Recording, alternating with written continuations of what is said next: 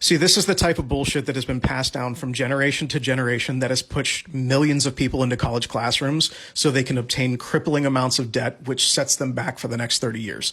It's comments like this and people like this that made fun of all those kids in high school that chose a technical college or a trade school. And those people are now supervisors and business owners and entrepreneurs that don't sit around all day preaching about union politics and management.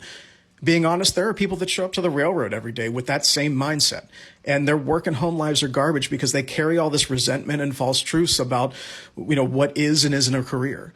The fact that you have the balls to spit in the face of hardworking blue-collar workers while you sit at home and enjoy the fruits of an Amazon package showing up the same day that you ordered it is insane to me. You go to sleep at night warm because the railroad has served industries that produce energy, coal, solar, gasoline, crude oil. My grandfather supported a family of 7. My grandmother never worked a day in her life and is still collecting her spousal pension. My special needs uncle is now collecting a support pension since my grandfather passed a few weeks ago. They will never want for anything the rest of their lives.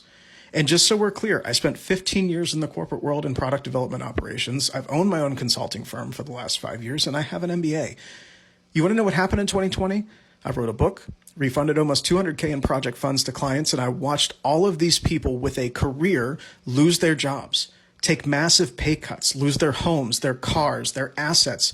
They lost their businesses. Marriages fell apart. People lost loved ones. Their 401Ks tanked. And right now, you're lucky if you can find a mortgage rate that's below 5%. This person's attitude toward the job market may be well-founded. I don't know what they've been through personally, and if it's been difficult, I am genuinely sorry to hear that. I'm actually here for that person. Now, the reason I do these videos is to show people that you don't need a degree to make 6 figures. You didn't throw your life away by not going to college, and having a child at a young age may have thrown a wrench into things, but it wasn't the end of you and your goals. The railroad is just one of several blue-collar industries that has a low barrier to entry if you're willing to put in the work. There are still places that offer pensions, excellent medical, stock options, and upward mobility without having to climb the corporate ladder starting at $35K a year. I spend my days talking to military vets that have been told if they discharge from active duty, no one will give them a shot. I talk to police officers that are tired of being subject to public ridicule for shit that other departments and bad employees end up in the news for. I talk to single parents that are doing their best between McDonald's and public assistance to make it work.